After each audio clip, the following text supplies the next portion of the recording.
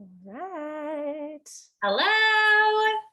Hello, everyone. Happy Hi. Monday. Yeah. It's the Monday before, we take a break, right? Yeah. That's what we were So talking about. nice. So It's like exciting. I feel like going against my my teachings here and just like cramming so much into Monday so that I can really Yeah. take time off.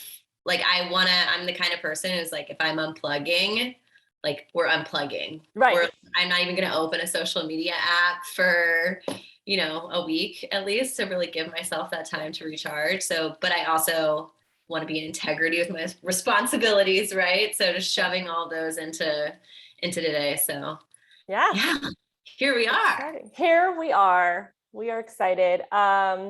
And today we're going to talk about, for those of you who have caught, some of the past ones, they're still there in the guides. Please go binge while we are on holiday. It's a good Mhm. time. Catch up on all the live trainings. We talked about my method in building sustainable habits. And today we're going to discuss Maggie's method of the 6 pillars of self-love. I Yeah. love this. No pun intended. I Okay. love this. Yeah. It really did. So like every piece of my work I can sort of like trace back to a specific pillar that we're working on and building. And this is sort of my own framework that I have created.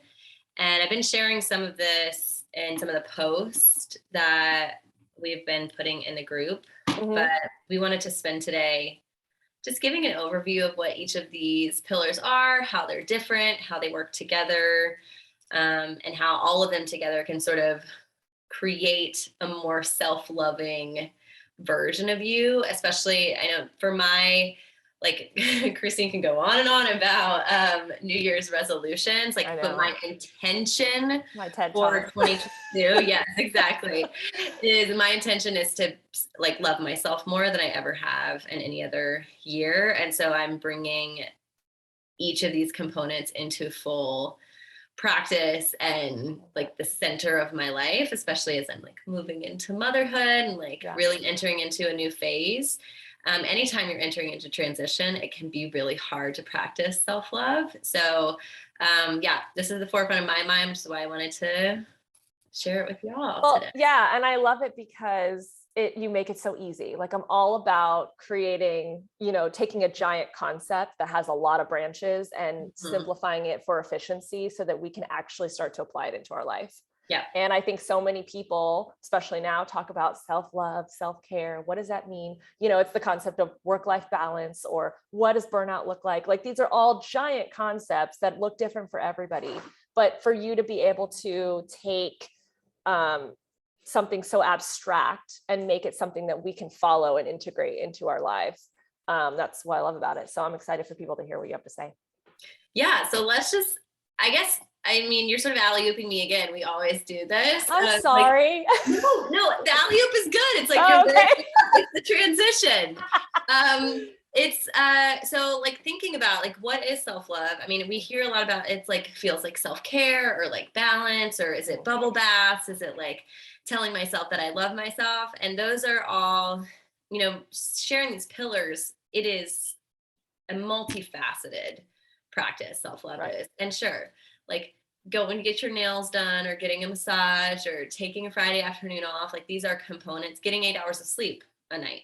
These are Mm, components of self-love because yeah. they are a part of self-care. Honestly, I don't even include self-care as a part of self-love. I think that that's sort of like that's like a outside thing. It's a So bonus. yes, Yeah. exactly. And it comes when you do all of the inside work.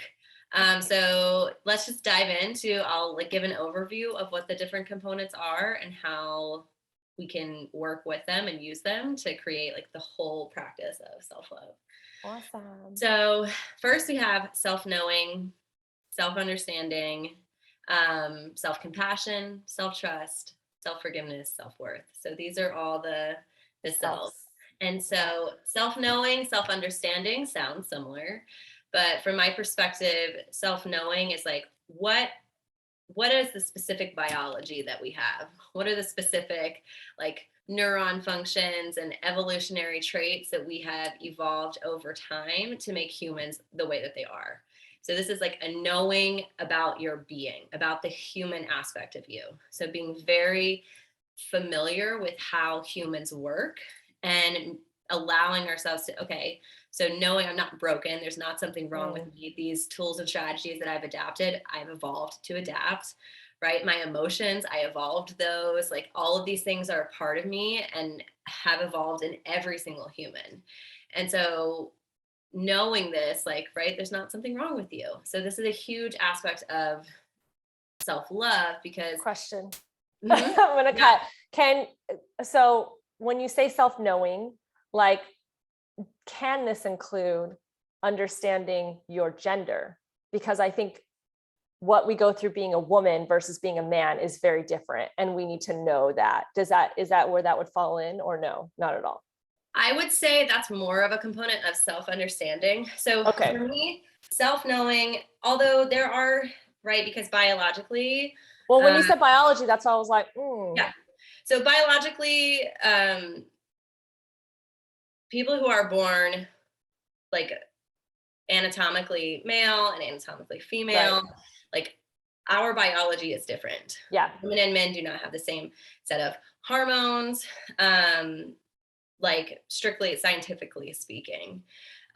This is not, so gender, I would say, is more of a self-understanding. Like Okay. gender identity is something that is very personal.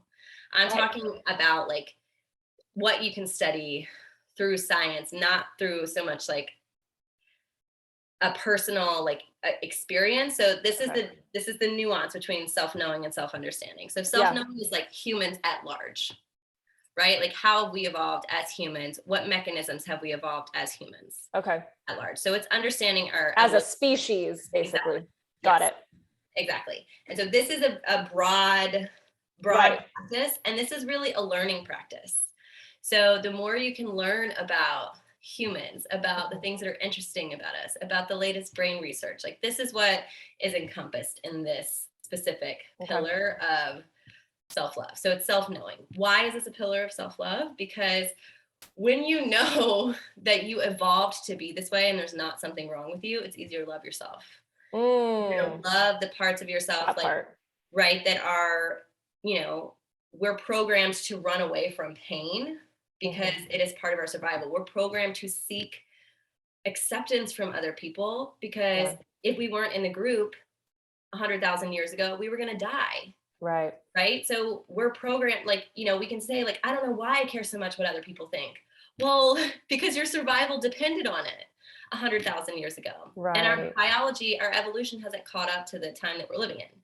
So understanding that, like, right, we can beat up our, I feel like we spend a lot of time beating ourselves up about these things that we've evolved Yeah. over time for very specific reasons. And the more we're clear, like, oh, this is just part of my outdated hardware, Right. software. I don't know. I'm not into like computer science. So I don't know if it's a hardware or We need software. an upgrade, Apple. Get it together. I don't know, hardware, software, whatever. Whatever. It's the mechanisms, the Right. programs inside of That's you. funny. So knowing that, I feel for me has been a huge shift of like, oh, this is just an evolved process that's no longer serving me. Right. And to stop fighting it in a way that, or be like, not fighting it, but like you said, beating yourself up over Yeah. it, because Yeah. it's not, like you said, it's there. Right. So we can work with it and understand how to evolve with Exactly. it, but not try to fight against it. Yeah. Exactly. I like that. Yeah, 100%. And so the next one is self-understanding. We talked about this last week, actually, when we were talking about limiting beliefs. Okay. So this is like knowing yourself. This is the personal one, right? Okay. So self-knowing is like humans in general, how we evolved. Self-understanding is about you. What is your personal history? So like our emotions, for example, generate in the limbic system, and they are based on, our emotions are triggered by evolution, so how we are programmed and born, but also by our own personal experiences. So our emotions pretty much paint the picture for everything in our lives, paint our experience of life, and they're like tied to long-term memory and to our belief systems. So our beliefs pretty much predict anything that we're going to do and have an impact on everything that we do. And so oftentimes we go through life and we're like, I don't know why I do this. Well, you do it because it's attached to a belief. And the more you understand about yourself and where these beliefs came from, again, go watch the last week's live, right? That was the one we were working on. It was, last week was rewriting limiting beliefs, which again is a very abstract, lots to pack into a concept, but we kind of gave you a little overview of how to start that process. Yep. So this is, self-understanding is all about limiting beliefs. Okay. And tapping into what specifically has happened in your history. Right. So again, self-knowing human history, self-understanding your history. Cool. What's happening with you. And then the third pillar is self-compassion. So this is a huge one. And you can't like when you have self-knowing and self-understanding, it generates self-compassion. Right. And when especially they're all like domino effects on each other, right? So you want to start at the top and work your way down. Exactly. I think, a lot of times an entry point that is not so personal is really helpful, which is why I start with self-knowing, right? It's like, how can we understand humans as a whole and then get closer and closer into. Yeah, because it doesn't make you feel like you're doing something wrong. It's like, oh, as a society, we are blah, blah, blah. Yeah. Absolutely. And so self-compassion, we've done, I think, a live on this as well. Right at the beginning, I think we did. Yeah, we might have something in there. This is, the research is now catching up with so many of these practices, which is amazing. People who are self-compassionate are more successful, period. We think that we can sort of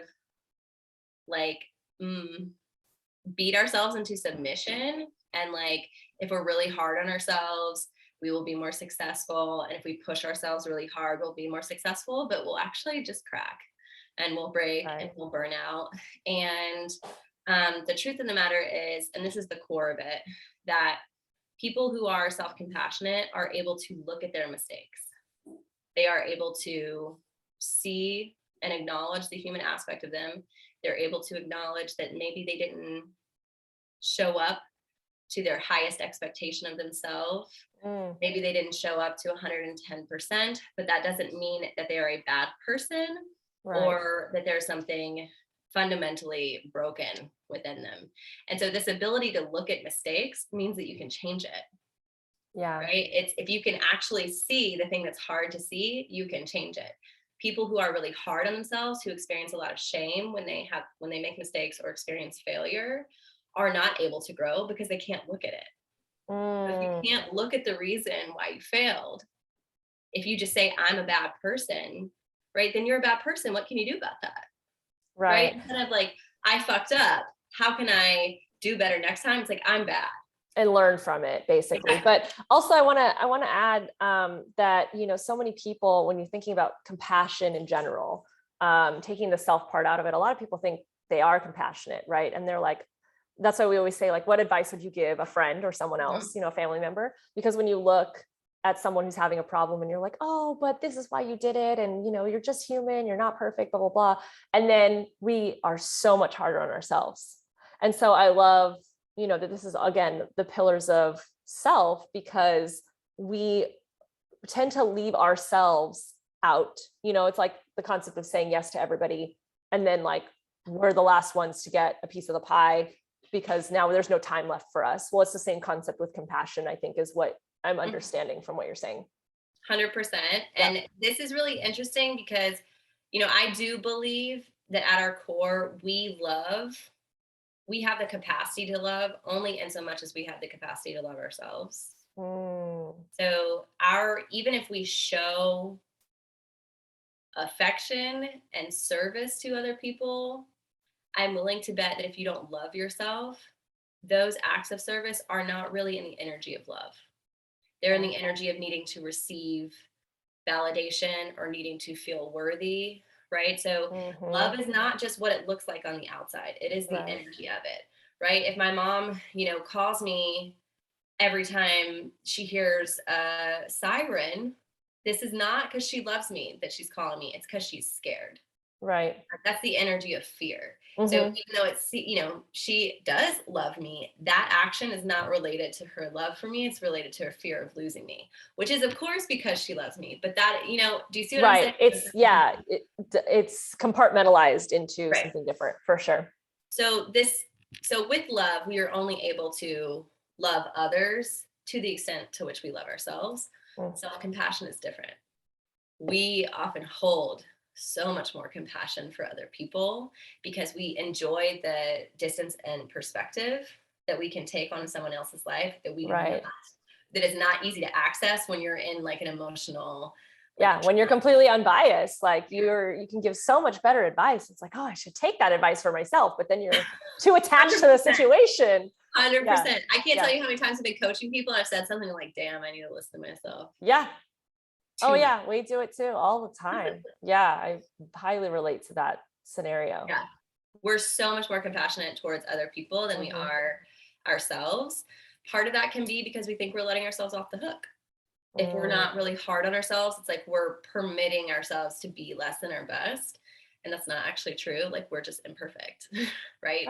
And that's okay. And we need to, the sooner we accept that and understand that there will be bumps along the road with the imperfection of what we are, the easier life's going to be. And the more enjoyable, honestly, like it's 100%. For me, it's more enjoyable when you're not trying to be perfect all the time. Well, it's like, then too, the journey is the only thing we have, guys. Yeah. Like the destination is not the thing that's going to make us happy or fulfill us. Like, and honestly, the ultimate destination is we die. Well, that's what I was going to say. I was like, the destination is death. So if we're all looking forward to that, I don't know what we're doing here. Yeah. So the journey is all there is. If you're not enjoying it along the way, then what's the point? Yeah. That doesn't mean everything's going to be easy or feel really easy or like always good and nice. But it does mean like you should be present and enjoying your journey. And if you're not, it's an invitation to look at what the hell is happening. Right. We weren't meant to just suffer through life. So, yeah. Not in today's world. No. Not ever. No.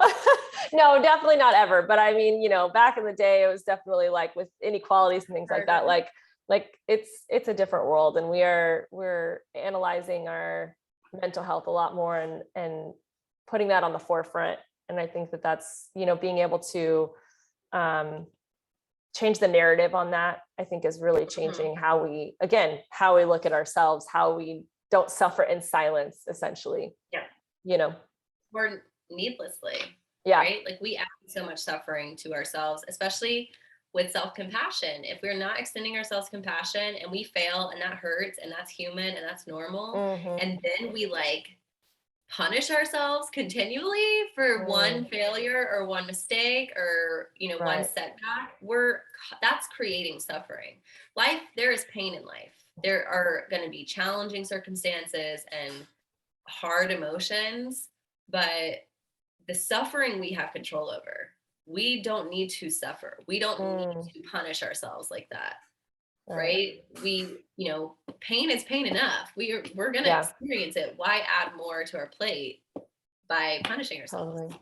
And we always say, we hear these phrases all the time that we're the hardest on ourselves. We hear that a lot in athletics. And since that's what the industry I grew up in, like we're always our toughest critic. Whenever we watch back a choreography, we watch ourselves on television, we watch ourselves do whatever.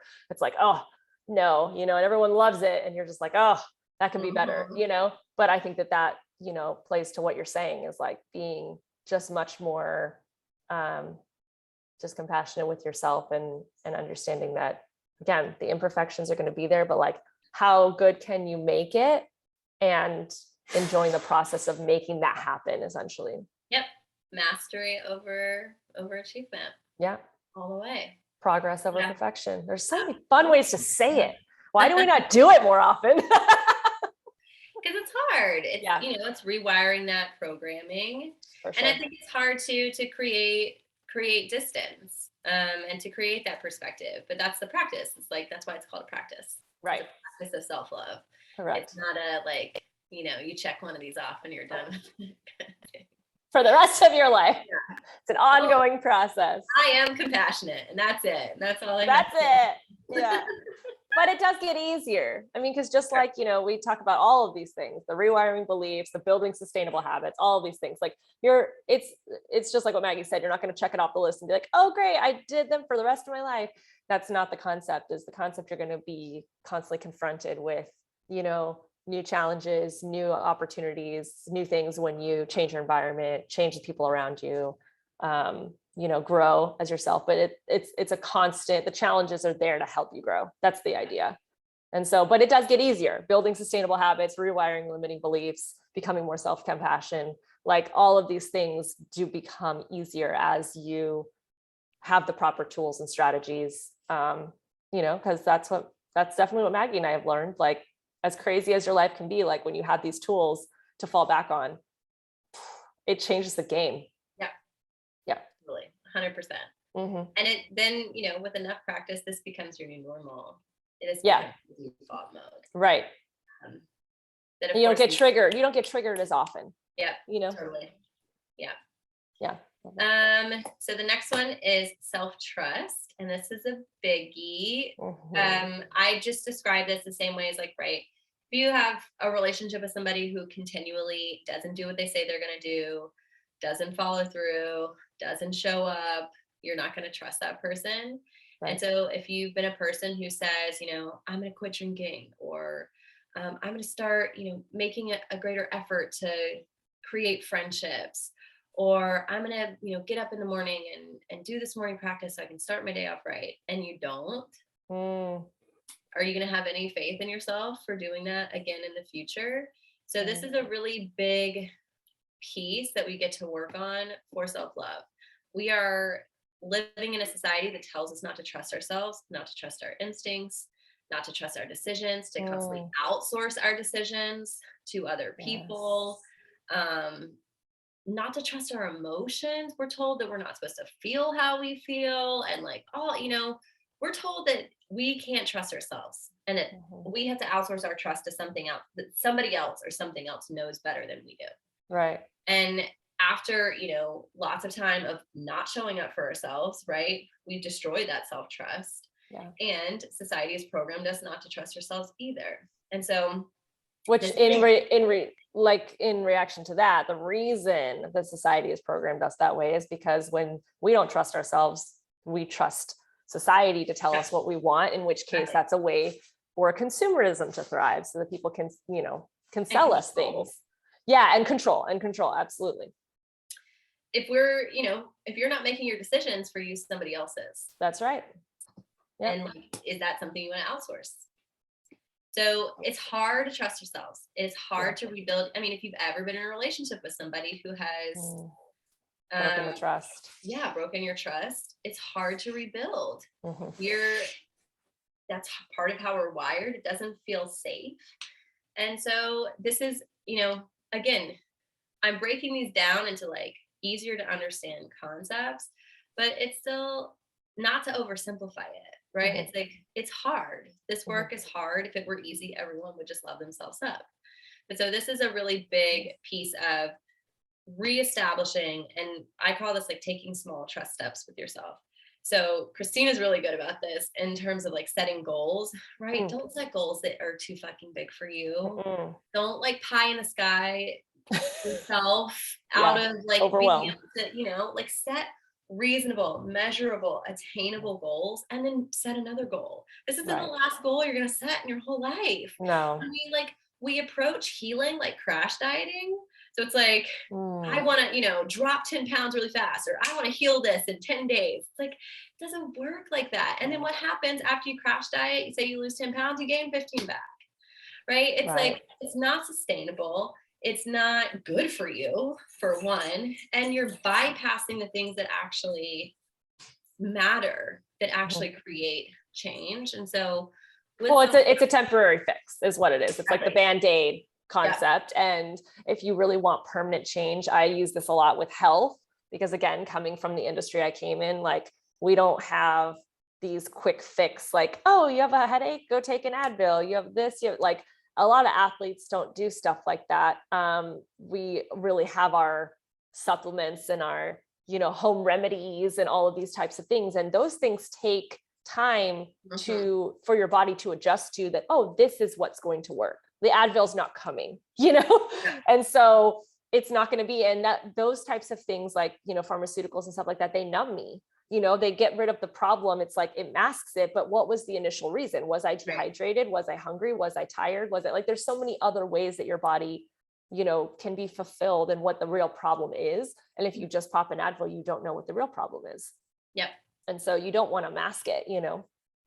And I think this is part of self-trust too. It's like, whatever your body is communicating to you is a need. And it's communicating it to you because your body is working. I think that like when we have a headache, it's like, oh, my body is broken. There must be something wrong with my body. It's like, no, your body is telling you that you need something. Your body is telling you need to sleep, or that you need water, or you need to eat, or you need to take a breath, or you need to stand up, or you need to stretch, right? Your body is communicating something to you out of health because your body is working. Right. If you were having no symptoms and your blood pressure was through the roof and you're about to have a heart attack and you had no symptoms, that would be a problem. Right. People would be dropping dead.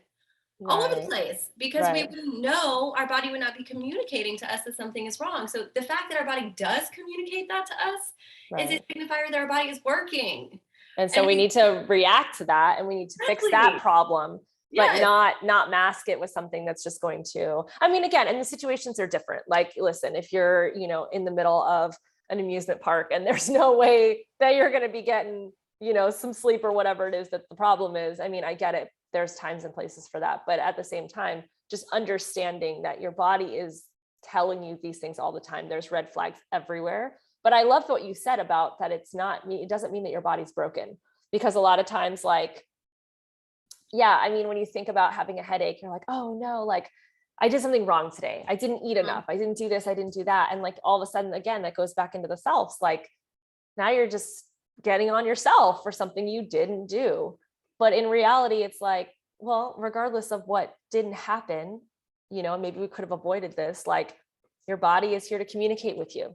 So it's like a sticky note reminder, like, absolutely. Hey, you're, and I notice in my body that it's a progression. It's gradually progressing. So like, I'll get little hints of like a headache is starting, and it's like, oh, I can stop it before it gets too bad. Yep. You know what I'm saying? So it's not just like 0 to 100, in which case, like, you have a chance to communicate with yourself and understand like how to fix the problem before it becomes a problem, essentially. Yep. Absolutely. And this is part of small trust steps too. Yeah. When you start to listen to your body and respond and give your body what it needs, this is how you establish trust. Like, oh, my body sees, okay, when I communicate with her, she responds. Yeah. She notices and she responds. And then that like is downloaded into my system. It's like, oh, okay, I can trust myself to respond when my body is like giving me a cue. I can trust myself to take a step away from the screen if that's giving me a headache.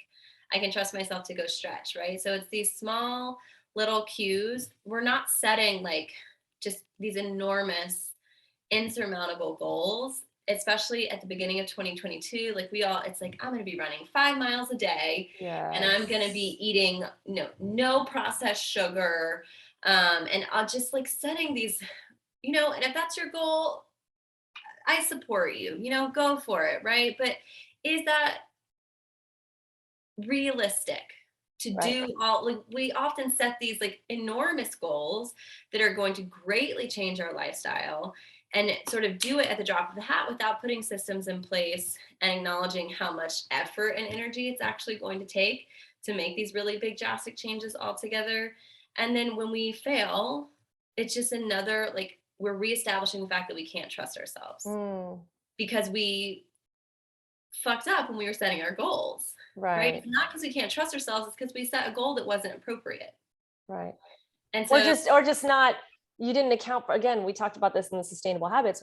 You're not accounting for the flexibility and the transition and integration into your life. Yeah. And you need to hold yourself accountable. And if you miss a gym session and all this stuff and whatever, and that's all fine and dandy, but like Maggie said, you start at the beginning of the year and you haven't made the appropriate plans of like, oh, what happens if this happens and this happens? And then all of a sudden you're completely overwhelmed and you drop off. And now, like she said, the self-trust is gone. Yep. And so setting these small, like daily Like Yeah. consistency, I think, again, consistency is not doing the same thing every day. It is showing up for yourself every day. So like, I will say this a million more times, but anything worth doing is worth doing badly. So if you're feeling like, if your goal is to move your body every day, well, moving your body might look like taking a walk around the block on a day when you just don't have it in you. Or it might be doing like a restorative yoga instead of doing 45 minutes of like circuit training, right? So it's like, how do you show up consistently for yourself? That should be the question. It's like, what can I do if I'm really not feeling it? How can I show up for myself in the smallest way today in this capacity? If you have a morning routine and you woke up late and you are just like, fuck, I don't have any time for this, and you're stressed, the question is like, how can I show myself some consistency here right now so that I can just keep reestablishing the self-trust? Maybe you literally for 30 seconds, you just breathe. Everybody has 30 seconds, right? And if that's all you've got for your morning routine in the morning, you did it.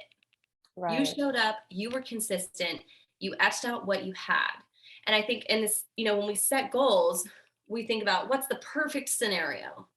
If I get up and I don't press snooze and my kid didn't wake up early and I don't have a fire alarm in my email when I, roll over first thing, like that's like what, once or twice a month, if that, right. That's, yeah, you got to work through the challenges. It's there. Well, and we're setting our goals based on these like very rare, like picture perfect occasions. Yeah, that's and not instead setting our goals for like, what is my life typically like though? Yes. And so how can we show up consistently? That's what self-trust is. Like, can I trust myself to be in conversation with myself? Can I trust myself not to scrap everything when one thing doesn't go right? Can I trust myself to be compassionate?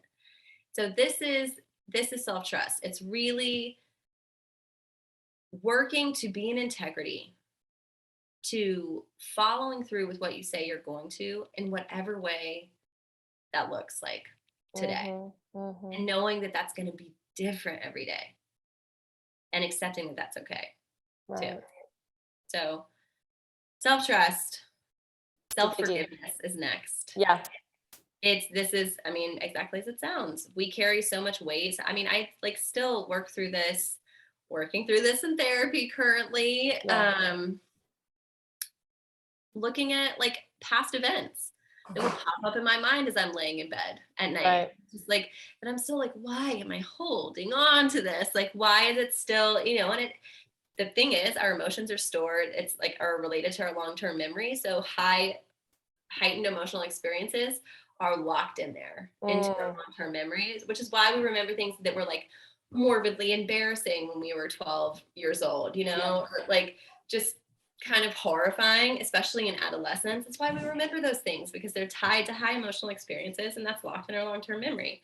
Right. So we need to forgive ourselves for this stuff. That like you can't move forward if you can't forgive yourself. Right. And this is an ongoing process. Like, we can describe forgiveness as a give and take. So forgive to give, right? You're giving it, but there are times where you take it back. If you've ever forgiven someone else for doing something that was really hurtful, I know that you will have experienced this. You're in a moment, you're like, okay, I'm ready to forgive this person. And then something happens a few weeks later and you're like, fuck that person. Like, I take this back.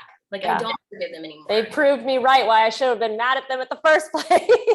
And it's a give and take. Even if you don't even encounter them again, it can happen totally inside of you. Something can be triggered inside of you that isn't even something they did in the future. Like, it is always a give and take, and the same is with ourselves. And so, again, practicing self-forgiveness for like the big things that are really hard for you to let go of that you've done is really powerful, and it's not a one-time thing. Yeah. Right? I am continually forgiving myself for about 3 things that have been major turning points in my life. And I am in this process of constantly giving and taking back and giving and taking back and needing to revisit. And this is normal, so normal. But you have to forgive yourself to move forward. You cannot move on until you forgive yourself. Right. And just toss it under the rug. Exactly. It doesn't go away. at all. And you maintain these energetic ties to the people or the events or things that stay with you. And so self-forgiveness is huge, and it's hard, and it's messy, and it's uncomfortable. Yeah, because it's really looking at yourself, and it's acknowledging the full human. And again, when we forgive ourselves, we feel like this is part of self-compassion too, is like we're letting ourselves off the hook. That's not true. Right? Like, with our intention, you know, as you forgive yourself, it's your intention to be better. It's your intention to do better next time. Yeah. And your ability to actually look at what you've done and forgive yourself for it is a greater indicator that you won't repeat your mistakes. If you refuse to forgive yourself and to look at that stuff, it's likely that you are going to do more of the same, because you're not addressing it. So, huge aspect. I love this part. It's like, when I get into my emotions, we go in it, baby. Self-forgiveness is deep, but so necessary. And the last one is self-worth. So this is like the last pillar, right? And I think so much of what we do in this life is seeking validation, is seeking to have our worthiness affirmed by other people. And the more you outsource your worth to external circumstances, the less fulfilled, the less free, the less happy you will be. And that is a fact. If you are basing your worth on your productivity, how other people view you, what you look like, any of that, then you're fucked, basically. You're at the mercy of everything out there. You are not in charge of your own life, so long as you are outsourcing. You've relinquished the control of what, you know, how you feel, basically, about yourself, about your very existence. You're outsourcing the validity of your existence to something else, right? And like, I don't know about you, but I don't really want other people to have that kind of power. No, I don't either. Yeah. But I think it's interesting that, you know, even going through this, when you had first shown it to me, self-compassion, self-trust, and I would say self-worth. Self-worth is the big one of the three that we discuss in society, right? Self-knowing, self-forgiveness, and what was the second one? Self-understanding. A lot of those are not, again, like, it was even hard for me to remember, like, those are not, you know, phrases that stick in the brain. And that's why I love that you have all of these pillars, because it makes it, not only is it a really nice domino effect, because you started off with like, okay, like, I get it. I'm part of the human species. This is what we did back then. This, you know, like, it makes it really like, I can handle that. Let's move on to the next one, you know? And then you get into these deep ones of like trust, forgiveness, and worth, and all of that. And it just makes it so much, again, it's so much more attainable, I think, you know, to even just start to look at and just be like, even if you write a couple of things down in each one of like, this is where I could do better. I think it just makes it so much easier to even say like, I've started working on this.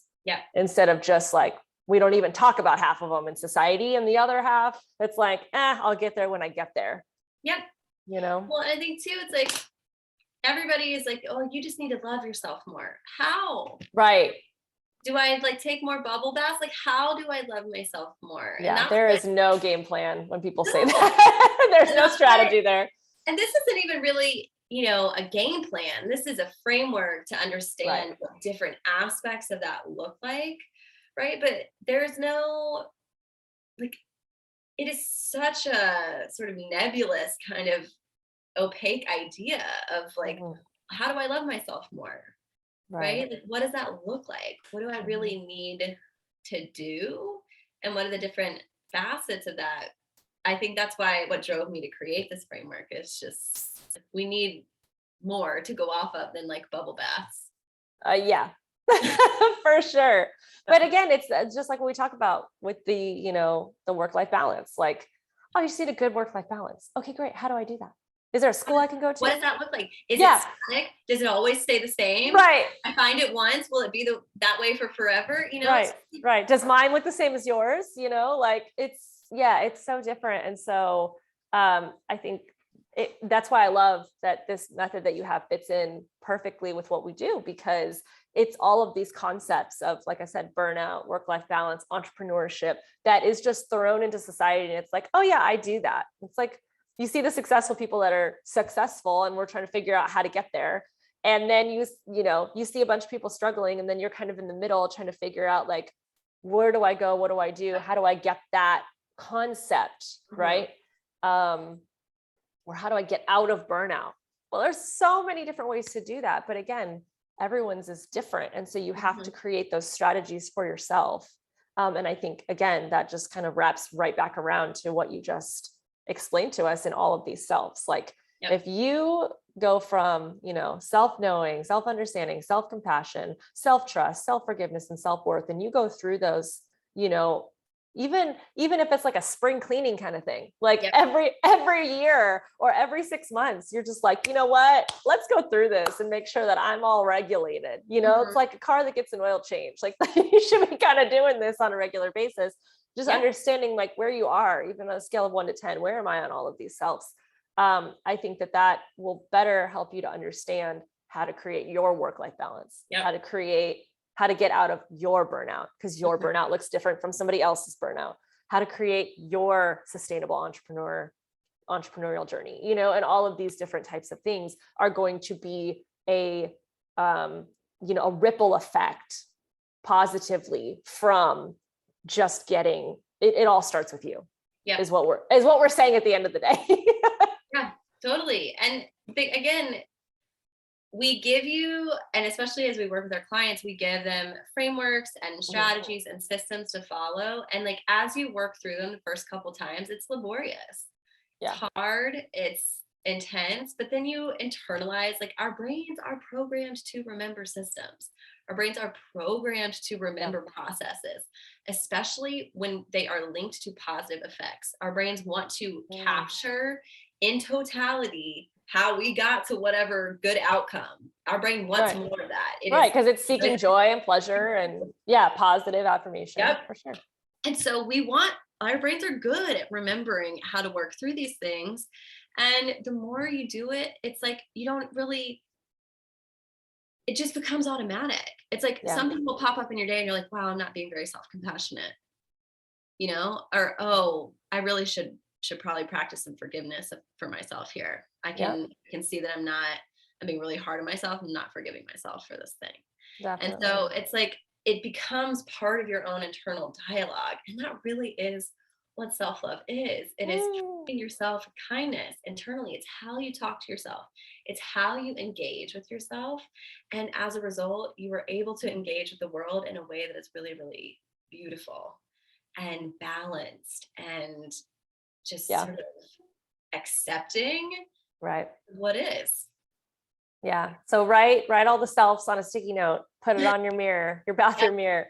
We're going to put, Maggie's has her whole method. We'll put it in the comments so you can kind of just see it as a really nice graphic that makes it easy to understand each one. Obviously, to go into depth. We hope that this training helps you to understand it on a deeper level. But as she said, there's so much more, to go into it when it comes to your custom situation. But this is a really good framework of how to get started and how to better understand what each one means. And how also, like, how necessary each one is. Because I think a lot of people, when they hear all that, they're like, oh, we don't need all those. We can combine them. You know what I mean? There's a way to consolidate. And it's like, you know what? Each one, though, has its purpose. And each one really allows us to be more and more free and loving with ourselves. Yep. Which is like, I mean, the ultimate what goal. You got, baby cakes. Like, it's you and you. And like, you, again, the more you take personal responsibility for your experience of this life, the more you stop outsourcing your sense of well-being and validation and worth to other people and other sources, the more like you're just loving life. The more you love yourself, the more you love the life that you're living. Because when you love yourself, you make decisions that are in your interest. You make decisions that are based on you. And so you are dictating the circumstances of your life rather than having other people do it for you. Yeah. You take back your control and your time and energy, which is what we teach people. Yeah, it's all about that. Like people ask, oh, that sounds so great. I would love to take my time and energy back. It's like, how do I do that? Well, there's lots of components to it. And one of them is, knowing yourself. 6 pillars of self-love. Yeah, exactly. So yeah, totally. 100%. Awesome. Well, that's it.